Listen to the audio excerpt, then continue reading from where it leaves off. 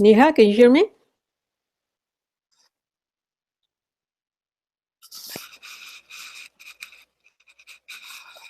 Hi, can you hear me now?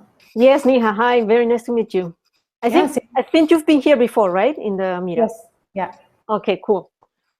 Yeah, so we have somebody new. I think is Vish. He's probably gonna be back soon, and yeah, waiting for a few more people, since there were a Sure. lot of people on this meetup today.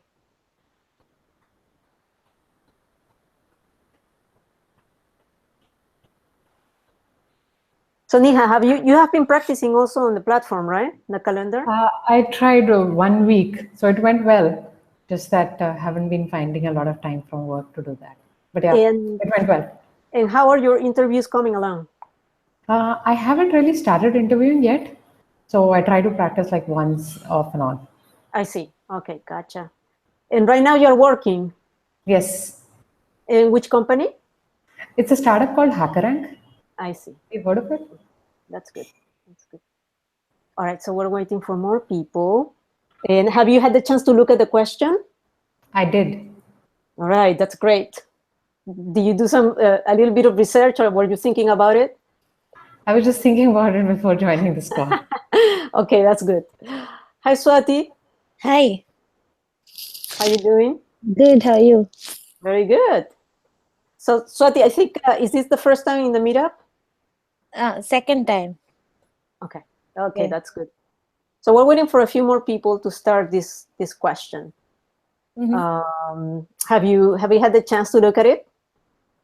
Think a Yeah, little I bit about looked it. at it. Yeah, I did. And it's actually in the last meetup you had discussed about we were asking about growth questions, and yeah, so I'm quite new to this, so I'm looking forward to it today. How Yeah. we address Okay. this kind That's of a problem, and yeah. that's great. That's great. Yeah, I look forward to hear several opinions about this. Mm-hmm. So let's wait a little bit more for people to come. There were a lot of people on the waiting list, so I wonder if they're in. 0 viewers. Huh, not yet. Okay. You seem to have a full library behind you. Is that all yours? No, it's also my partner's. So Uh-huh. it's a combination of computer science with design, and Zen books and literature, Nice. all kinds of things. Well, I think that people are just going to be coming along. I wonder why it's so weird, because there were so many people, wanting to join this meeting. But in any case, let's start. Vish, you're there. Wonderful. Yes. So, this question has come up in interviews before, for Google. And I thought it was really challenging. So even though it was asked, I think, to somebody in a first interview, but I thought about it and I was like, I don't think I can answer it just right off the bat. And so, let's first start, talking about, this question in exactly what they're asking, because I wanted to get your opinion on that. So, if you're in the interview and they ask you, hey, how would you increase monthly active users for Google Maps by 1 more billion? Because today they are like at 1 billion plus, right? What would the question, the first thing is I would ask is clarifying questions, because I'm thinking about, okay, are they talking about the regular Google Maps, the app that you have on the phone, Mhm. or are they talking about also the applications that are enabled by the Google Maps SDK, right? That businesses are building on. Mhm. And I wanted to hear from you guys. What are your thoughts? What do you think they're asking? Is it just the regular Google Maps, or is all users of Google-based maps, even from third parties? So I think we have new people joining, Kishore and Chandan. Hey, Kishore. Hi. Hey, Chandan. So we started the question, and I will repeat because I think I would love to hear your thoughts on this. This is a question that has Okay. come up in interviews. Mhm. How would you increase the Google Maps monthly active users by 1 more billion? Because today they are usually at 1 billion plus. And the first thought that I had in my mind is like, well, I need to get some clarification. Is this question about just Google Maps, or is it also users of applications that use the Google Maps SDK, Google Maps-based applications? And if you were asked this question, what would you think? I would imagine it could be either. Mm-hmm. And so you would ask, is it this or that? Yeah, or we can actually both go into like a direct consumer segment, or think about like some other partners who would be using the Google Maps, just like Uber and Lyft or any of these other partners uses them today.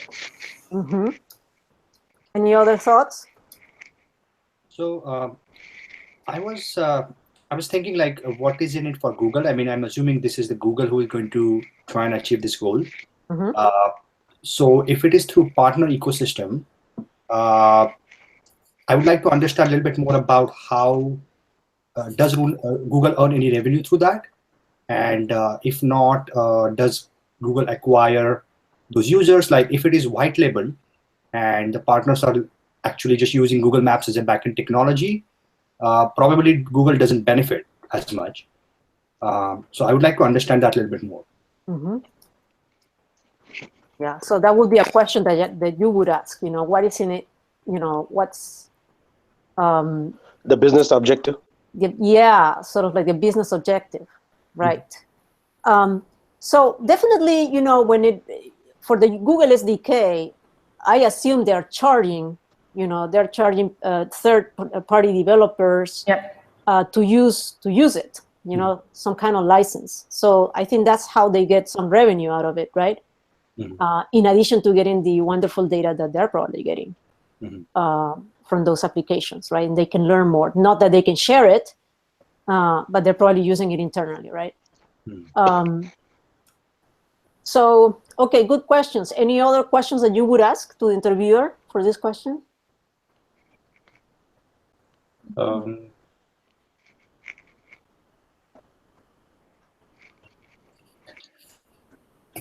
So I have a question.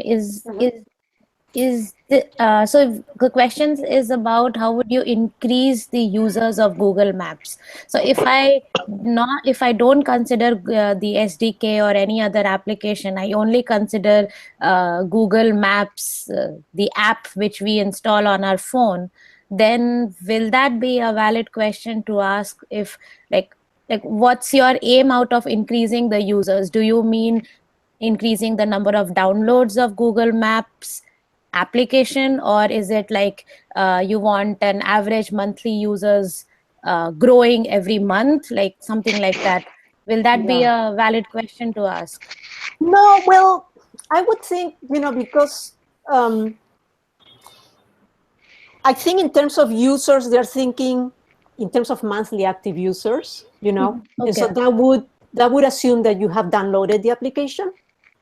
Okay. Right? Mm-hmm. So I think that they probably answer you that, right? It's like, okay, so we assume that the person has downloaded the application and they're using it, but we want to increase basically in terms of like by monthly active users. I think what they think is has the user used the maps at least once a month, right? That's usually kind of like the interpretation. Okay. Mm-hmm.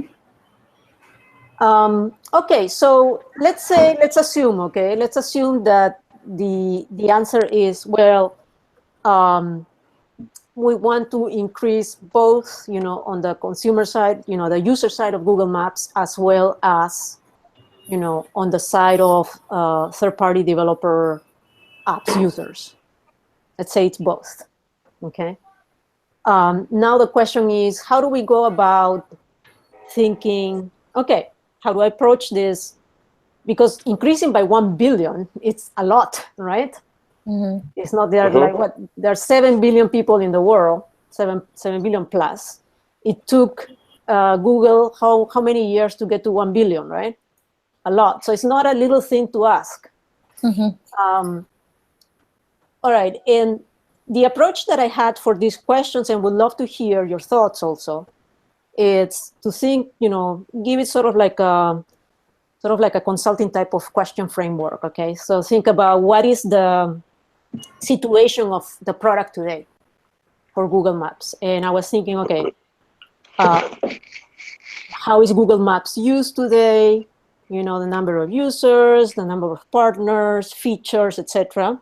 Just to get an idea what it can do today, so that I don't reinvent the wheel in my answer. Okay. The other, so first start describing the state of the product. Then I was thinking in terms of the competitors, so who are the competitors of Google Maps, right? And are they really a threat, right? What is their strengths? And then talk about Google Maps and what is the strengths of Google Maps and what is the weakness, just to get an idea of, what's the state of the competition, the competitive landscape. And then after that, I was thinking of using the notion of, how do you grow markets, right? In any company, in any business. Well, you have, I see that as a two axis. On one axis, you have the market. On the other axis is the technology that you have, especially for technology companies. So you have your current you have the current market, which means your users, the channels, you're very good at it. You can then grow into a related market, which means you have less knowledge of that market because it's related, but not directly, right? You have less knowledge of the channels. You have less knowledge of how to sell.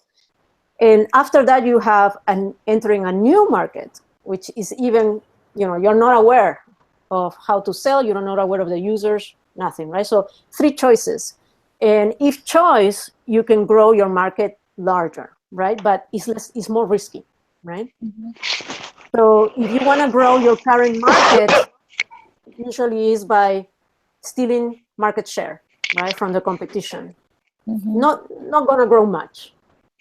If you go to a related market, now you have to think, okay, am I going to go to a related market with my current technology?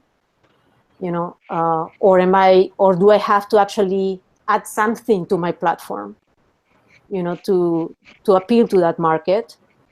Or maybe I actually need to invent a new technology, or my company doesn't have the skills, right?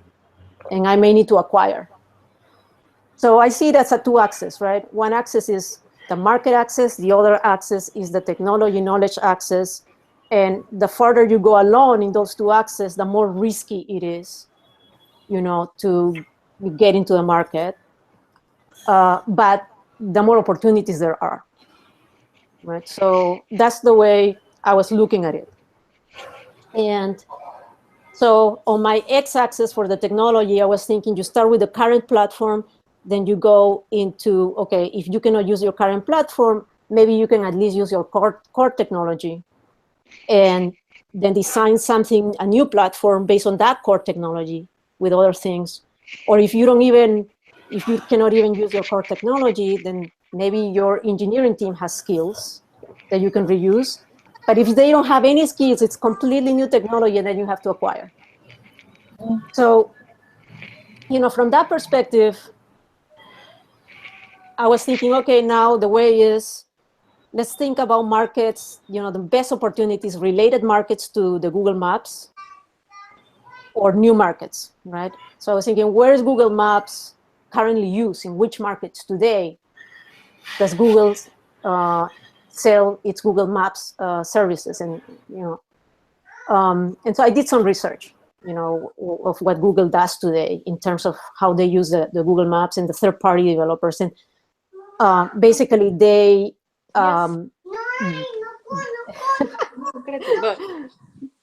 there's somebody that wants to join. Okay, so they have the, Google Maps today, of course, it's free, people use it, right? Or they have this SDK that other businesses are using, and they have penetrated, they're going vertical to several industries.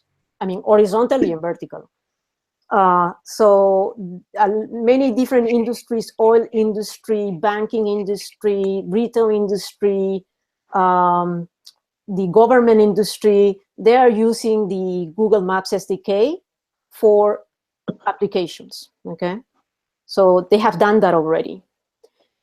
And so I was thinking, okay, so they have those markets. Is there any related market that hasn't been explored? So that would be one possibility, using the SDK to enter a related market that they're not in. Another possibility would be to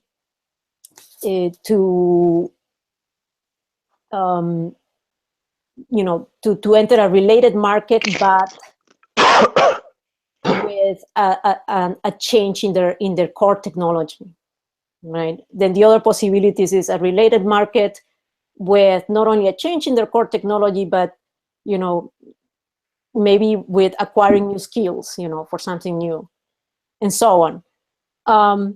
And so then I started thinking about, okay, let's think about the markets. That's where we need to start. And I was thinking, okay, so some of the markets that, if we go actually, one is the current market that they are today with current platform, which is the Google Maps by itself, that Google has, and they could, one place where they don't have anything, I think it's in Africa, right? Africa, it's like 1 billion plus people. They could, for example, enter that market, right? But there's a problem. There's probably no infrastructure, and the economics are not good for people to have phones. So that was my first thought, right? The other one would be, okay, a new related market. What are the things that Google can use in their advantage, that they have advantage over others? Definitely search data, the profile that they have, the data from people. So maybe they can come up with a new marketing platform, that uses location as well as search data from people, and provide this information to businesses, right? That want to get information about, for example, what kinds of products can I sell in this area? Is my product next year going to be successful? What's the probability in these different states or in different countries? Things like that. The other option that I was thinking was, okay, Google, one area where they don't have much is in indoors mapping.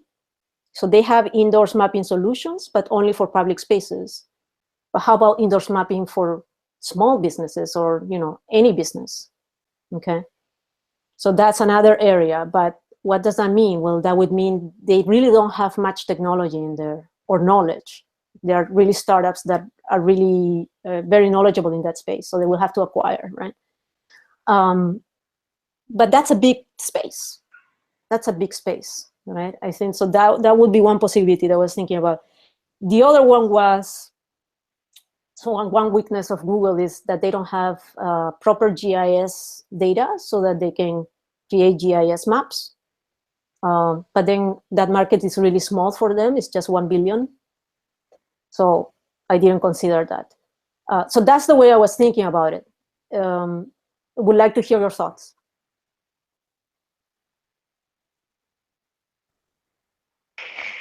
In addition to all the markets that you talked about, one key space where Google Maps can be useful is helping the retail industries or the retail shops through geofencing. A solution like walking into a map and imbibing your search data. If you search the blue Nike shoe of size 10 from yesterday on Google search, sensing through your Google Now and Google Maps location, and integrating it with the store inventory systems, showing push notification that there is a size, there is a color that you searched for, and here's the Groupon coupon that you can use, and selling that service to service as a package to the retail stores to increase the foot traffic. Retail stores in today's time would do anything to increase their foot traffic, because that has been their number one issue that they're facing. Yeah, and that would be, so this would be geofencing and searching together, right? With the stock. Correct. Okay, so good idea. Keep that thought in there, because afterwards we would like to, let's talk about also what's the complexity, you know, and as well as the impact of this in terms of the number of users. Okay, that's one great thought. Thank you, Chandan. There's one other idea that I do have, but I don't know the size of the market. For the public events, like a state fair or any of these open air events that happen, there is no those are not like permanent events. Those happen once in a while, but there's no way to put themselves on Google Maps for, say, for people who are on road trips. We based on the number of Android devices in that location, there can be a package that can be sold to those folks. But again, I don't know if that would increase the user base with that. Yeah, that seems like a low user base, I would think. Any other thoughts? The other one that I wanted to add is I think it will just improve the engagement, but I don't think it will increase the it would contribute to the 1 billion number. Agree. Who was talking? Can you hear me? Yeah. Okay, great. So I was thinking about parking, right? So if Google Maps kind of overlays the parking information, let's say if you're driving and if you're looking for that parking option, it could add that feature in there, and that way you're kind of selling the, it's basically like a service, right? People can advertise their parking options in there. It kind of makes it easy. Like which people can advertise a parking option?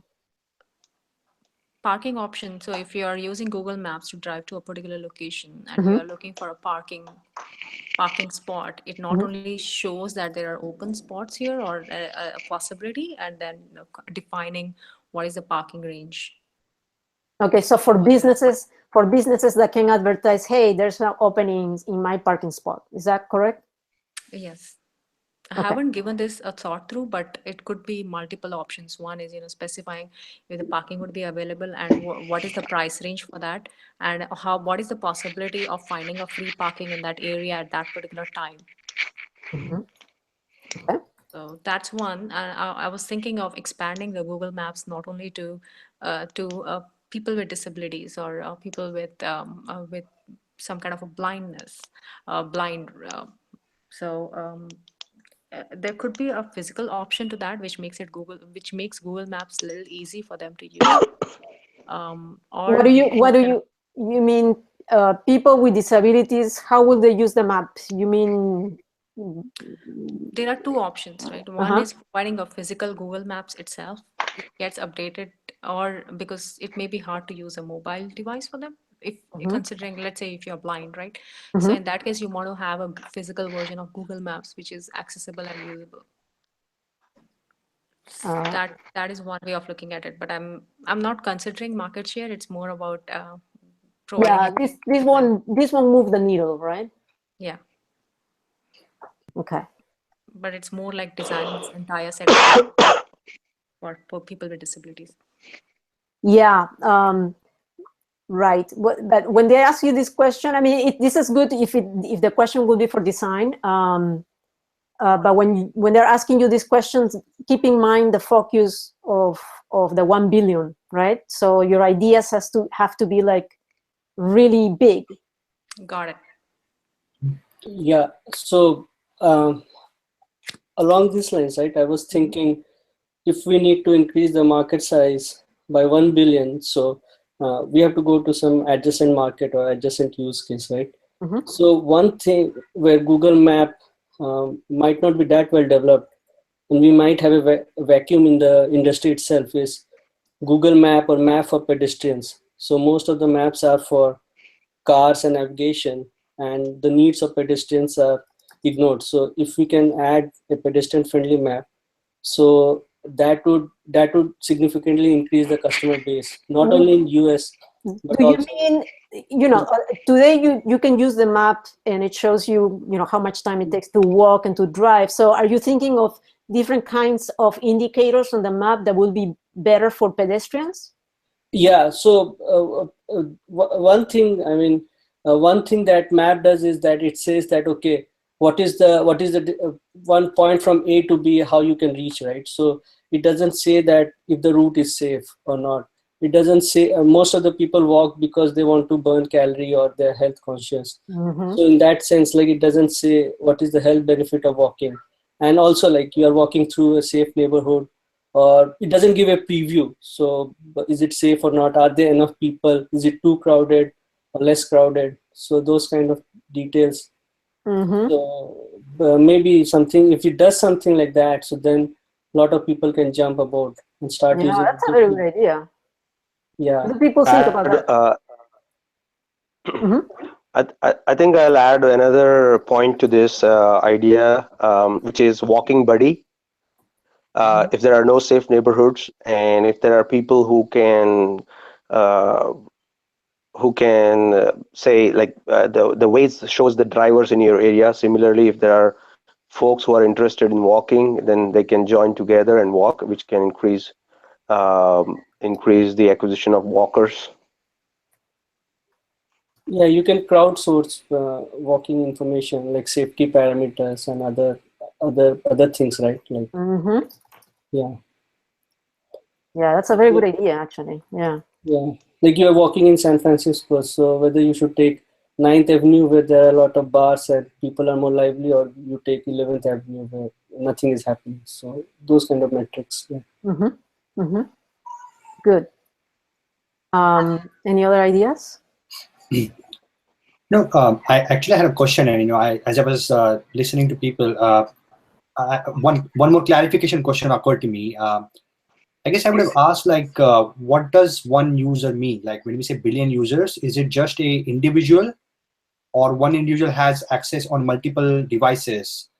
Is that all counted as an individual user, right? If that is the case, then I would have thought a little bit more in the direction of how can we get people to use, existing people who are the users of Google Map, to use it on more devices. So, but I don't know if that is. I think what it means is really having, the monthly active use, which means different people that monthly use the app. I think that's the interpretation that I give it. Right. So that, in terms of increasing the 1 billion, it would be, hey, can you increase the number of people that actively use the map higher than 1 more billion? Got it. So it's a fresh user acquisition issue. It's not. Yeah. So there could be, for example, 2 billion people that have downloaded the app, but that doesn't mean that the 2 billion people are using it at least once monthly. Maybe 1 billion is using it once monthly, but they want to increase that. Okay. Any other thoughts on how to increase this usage even more? I was thinking more about like how we can open up a different use case, leveraging some of the existing technology of Google and adding a little bit more complexity around it. So one of the ideas that I had was how can we actually introduce Google Maps with tracking services? So, and the users that I'm thinking of over here is that parent and child. So typically parents would be interested in figuring out the safety, the location of their kids.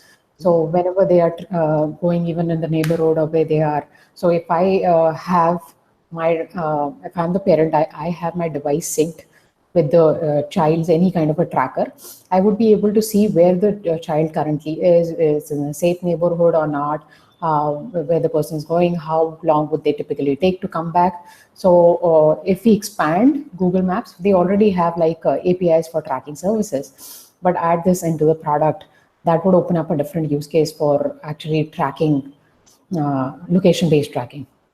Yeah, and that would fall under, Niha, that would fall under the businesses that they have for different industries.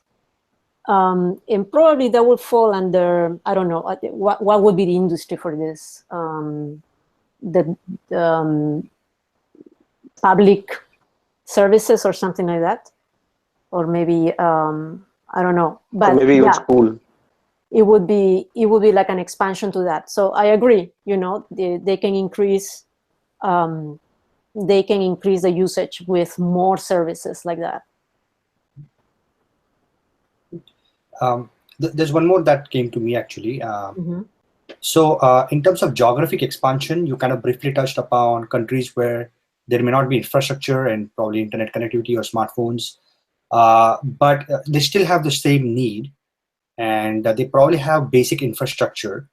So how can we, and when we say Google Maps, it doesn't have to be the way it exists today. So it could be a completely different version of that product for that particular geography. And the way I was at least thinking is, hey, let's say as a farmer in Africa, I want to go from point A to point B. If there was a way to text to a certain number and say, I am looking for directions from this point to this point, and if it could just give me a step-by-step instructions on a text, that could be a good introduction to some of the Google services. And that will reduce the whole strategy is around how can we reduce the barriers to entry for this market, and completely morph our solution into something different. So, sort of like a scaled down version, and yes, and sort of like change even the service itself. Yeah. Yes. Because I don't think interviewer put any such constraints that it has to be in the same way it works today. So if that is the response I get, then of course I'll have to change my answer. But I think that is not the case. Yeah. Got it. Good. So I have a thought. So is it is it okay to think in this direction that currently Google Maps users are spread across the world, and we somehow get the percentage of using Google Maps all around the world, and then we identify maybe 8 countries or places where Google Maps is not being used, and then we analyze that why is it that Google Maps is not being used in maybe some country in Canada, and then we come up with the competitors that maybe there are some other apps people are already using which is better than Google Maps in Canada, or maybe something they don't need or whatever. And then when we narrow it down further, we can find out that maybe if we improve our Google Maps by doing some, like by adding new feature or doing something, we can get the market share from people of Canada as well, and that would help us increase the users. Yeah, I mean, the way to think about this, Swati, is starting by, by the size of the increase that they're asking you, right? So usually improving your product to appeal to, to gain market share is not going to give you 1 billion, right? Just look at, for example, Canada. They have what, 200? How many people are in Canada? 200 million, maybe less. 17 million. I don't know, maybe 100 million. I'm not sure. 100 million? That's very small. So even if you had everybody, it's 10%, right? So not good enough, right? So when you're thinking in terms of big growth numbers, improvement of the product is not enough. It's because you're appealing to a small segment. So maybe a combination of different things you will have to do to go to 1 billion. Like not just improving the product, maybe like the way you were talking about different ways to do it. Like, so you have to think, I think that you have to think top down in terms of like, first, what are markets that are huge? Yeah. Or maybe you invent a new market, right? Just like the iPhone, right? Invented basically a new market, but it was huge, right? But usually you think about, okay, what are huge markets? And then do I have the technology to go there? Usually not, right? Usually you have to actually sort of like add a lot of technology more, or you have to acquire, you know, etc. But yeah, so this is like a billion people. It's a lot. Right? So you might have to think in terms of like not one market, but 2, 3, 4, 5 different types of markets, right? But at a very high level.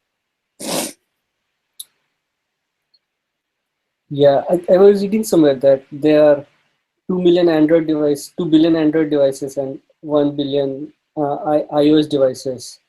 And if you take Google Map is already in 33% of the device, so it's quite a large penetration. Yeah, it's quite a large penetration. So this is a question that requires big thinking, you know.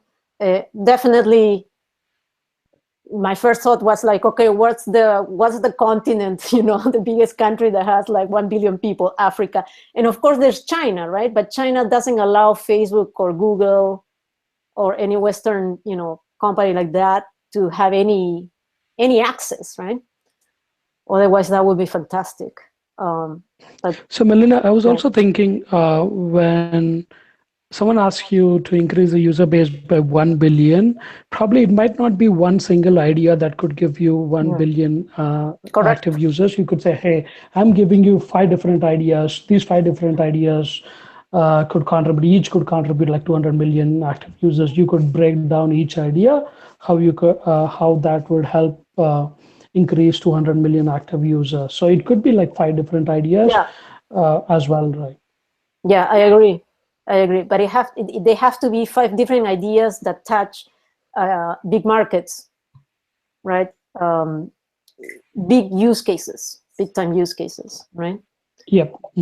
So I like the pedestrian idea because that's everybody, you know, and then you can have more people using the Google Maps every day because there are a lot of people that walk, especially in third world countries. And in Europe, you know, I mean, in cities, you walk most of the time. So that's a fantastic idea.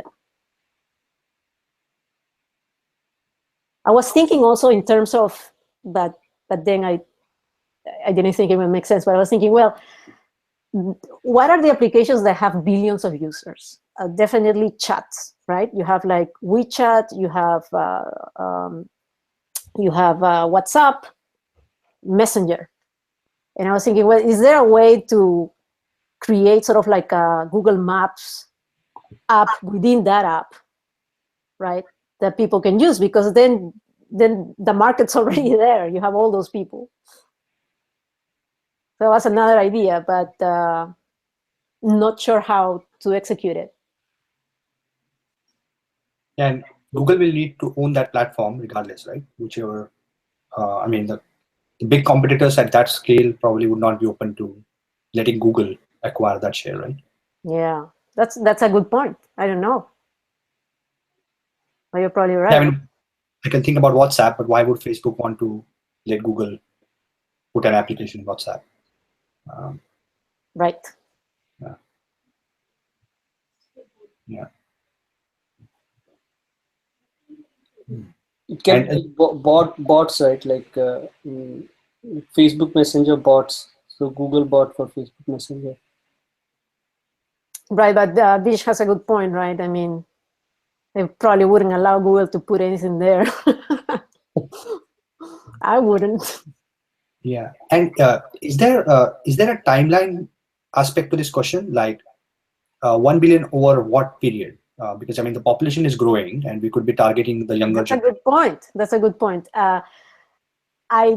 These questions was asked to me in a conversation with somebody that was interviewed, and I didn't think he got that answer. I think they told him, yeah, whatever, in a year or in a few months. Okay.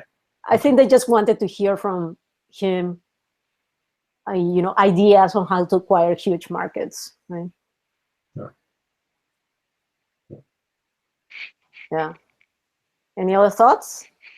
I mean, a completely random thought to my earlier, kind of building on my earlier thought of scaling down the solution. So maybe similar to what Facebook is doing, instead of trying to build a better application, they're solving the root cause, which is to provide internet access, free internet access. So if we can spot a market where there's a lack of internet access or devices, then Google could invest in bringing that cost down, or subsidizing some of the services. So that way, and Google Map being one of the best solutions already existing, when they get on board, they are likely to use that. And I think that they had that idea with the moonshot, right? Bringing all these balloons that enable internet connectivity to remote places of the world. So that combination, it could be combined with that,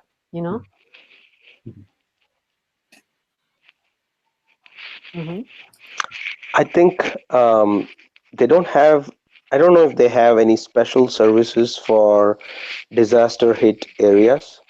And yeah, the number they do of already. Okay, they all already. Yeah, okay. yeah, it's part of the, they already provide, the government of different states are using Google Maps SDK to provide that kind of application. One other thing that I can think of is on-water navigation and in-air navigation for hobby or leisure pilots, or in leisure trips on the water. I think there are some navigation services that people need to pay for in terms of subscription today. But that would be a new skill and a new market, which means they would have to build something really new. Yeah, but I'm not sure that will bring the numbers to 1 billion. No. And in the competition in that space, I'm sure there's already a leader in that market, and I'm sure it's highly regulated too. Right. Also, for your reference, Google used to have Google Maps engine, and that Google Maps engine software allowed you to create maps. So companies could create maps, and on top of that, put GIS information and all this stuff.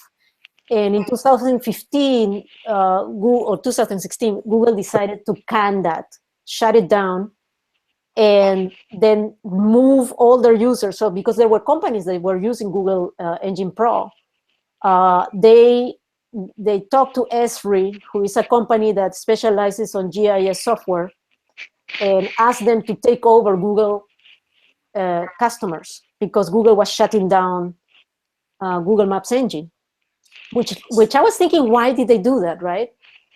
And then I was looking at the numbers that Esri makes in terms of revenue, and Esri is #1 in that GIS market, which they also do aviation and navigation type of maps, and they make only 1 billion plus revenue a year, which is peanuts for Google. So I think that from Google's perspective, my belief is that they decided, hey, this is too much effort for just peanuts revenue, because it's complex, right? And Esri has it's already in that area for like 20 plus years. So just food for thought. You would think that Google would be all over GIS and all this complex software, but I think that they look at the revenues like, no, forget it. So how long are you given, like how much time are you given to solve this question? Is this like a one question in 45 minutes, or is it like this question was asked in a telephone conversation. which is kind of interesting, right? So I think that they're testing how big you can think in terms of ideas, right? Yeah. I was asked, how do you grow Google Home sales by 10x in 1 year in my telephonic? By 10x. What was your 10x, answer? yeah. I was talking about having enterprise assistants and repackaging it to call Google Office and going after the enterprise market, and then some use cases related to that. How did that go? Did they like your answer? Well, they didn't tell me, but I made it to on-site, so I'm guessing that they like my answer. That's great. Yeah. So, I put more thought into this answer, make it more analytical, but I think they're probably asking this question for a very gut feeling type of answer. But still, I think that, you have to think in terms of a big market. Yeah. And, all right. So if we think that the number of users are not human, right? So they are non-humans as well. So then we can think of Google Map for droids or those. I see. Yeah. That's a good point. Not sure that they were looking for that, that they were assuming that. I think they probably were thinking in terms of people. Do you know how the autonomous cars would use Google Maps? They have Waymo, but there are other companies who are doing that experimentation as well. Yeah, I think that companies are using, some companies are not using Google Maps, right? They're using some other vendors. I think a lot of the competitors are not using Google Maps. Probably because they can get, they don't want to share that data with Google. But yeah, I think there are different competitors in that space, for driverless cars. I think current Google Map has a resolution of 3 feet. So I was reading somewhere like for autonomous cars, the resolution needs to be within inches, right? And they need to be dynamic also. Like a road accident happened on the road, a car is stranded, so they need to correlate this information. So there's a bunch of startups in this area, and I think there is a startup which was acquired by Intel. They have Intel acquired it for $15 billion. So they are partnering with Ford and some other auto companies too. What's the name of the startup? I forgot. I was. Okay. But we. That's interesting. Autonomous car. Okay. That's good to know. So I think there is a big technological leap to make the map ready for autonomous driving systems. Yep, I would agree with you. Okay. Yeah, Mobileye. The name of the company is Mobileye. Mobileye. Yeah. I will look at that. Cool. All right. So what do you think? Are you happy with our answers, or are you still thinking there's something more? I mean, what's the logical next step to this answer? Like once in the interview, when we list like few options, what do we do at that point? No, I think once you come up with some suggestions, then they would expect you to evaluate your suggestions. If I were them, like which ones would take a lot of investment to do, and which one will have the highest impact. So I would choose the one that has the highest impact in terms of increasing the number of active users and less effort. Would that be a prioritization matrix? Yeah, I mean, I will call it. Yeah, you can prioritize based on that, right? And my question to Chandan is, since you already went through similar question in phone interview, was there a follow-up question after you gave solution and like follow-up set of questions? Yeah, I think I was asked to brainstorm use cases. When I said enterprise, they asked me to brainstorm use cases for enterprise. Okay. That's about it. Okay, cool. All right. Well, I think that if there are no more questions, do you think this was a hard question? Yeah. I think this is a hard question, but I think if we get a hang of it, this can be this framework can be adopted very easily for YouTube or Google search or any of these products. Yeah. Yep. And most ideas, I think, for these kind of products and these kind of goals would align with new geographies, and how to do it in those geographies where there is a huge population that we can go after.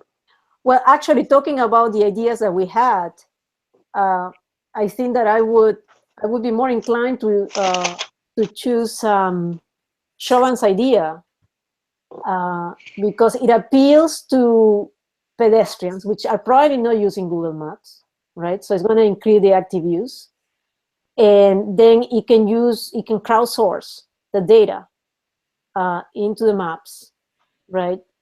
So it's sort of like low cost, right? Big impact, low cost. More than the other idea which I had, which was indoors mapping, indoors map service. What do you guys think? I think the idea of text-based scaled down version for Africa also sounds very promising. I don't think it's a huge investment. It's a simple text-based framework and nothing fancy, and can get 1 billion people in the entire continent. Yeah, that's also a one that it's in there, you know, paired to the pedestrians one. Yeah. So what sort of, so let's say we had to go with the pedestrian approach, right? Just like Chandan was asked follow-up use cases, how would we present use cases? I mean, Shoman, do we have more thoughts on that? Like, Yeah, I think at that point, I mean, I'll start using circle method and then list down some personas and then start drilling down the feature, right? Like fitness conscious users or users who want a preview of their neighborhood. So even before you walk, you get a preview, and also like geolocations around different streets and different avenues. Like if you are a person who is young and likes to party, so they will take you to the path which has more activity. And if you're a quiet person, based on your Google has all this data, right? So they can figure out what's your personality. So then they will take you through a more quieter or calmer path. So those kind of things. And then after that, then list out some features how you will implement and go from there. If there is a homeless heat map, don't go in that area. Yeah, that's a good one. Or yeah, if you're a philanthropist, you want to help people, you go through that. Yeah, it depends who you are, totally. Yeah, very good idea. Hey, Sharon, how do you come up with this idea? Because that's the most interesting part. Just random thought. I was thinking like, I sometimes walk, so I think that shouldn't Google Map tell how much calorie I burnt, those kind of things. So, yeah. Actually, Google had this as a hidden feature earlier. Like they would suggest that how much calories you would burn, and this that would be equivalent to a mini cupcake, etc. Before they shoved that product down. Wait! What? Can you repeat? So earlier, like there was like a product within Google, like, I mean, if you search, I want to go from A to B, they used to suggest that, okay, if you would have walked through this part, you would burn like say 200 calories, and that is equivalent to like eating 2 mini cupcakes. But they got a lot of negative feedback around it since it is like more generic information for any user. So it was like shut down. Oh, really? Okay, Yeah. okay. But still, I think this other idea, this notion was like, hey, should I go through this path? I'm not sure how secure it is, or maybe you know, I'm hungry, so I want to go through a street that has cafes or things like that. That would be good information because that's personalized to each user. Yeah, yeah, very good. I love that. I love that idea. Love that idea, Shaman. Okay, wonderful. Okay, guys, I think this was fruitful. Absolutely. So I'll see you next time. Right. Thank you. Thank you. Thank you. Bye-bye.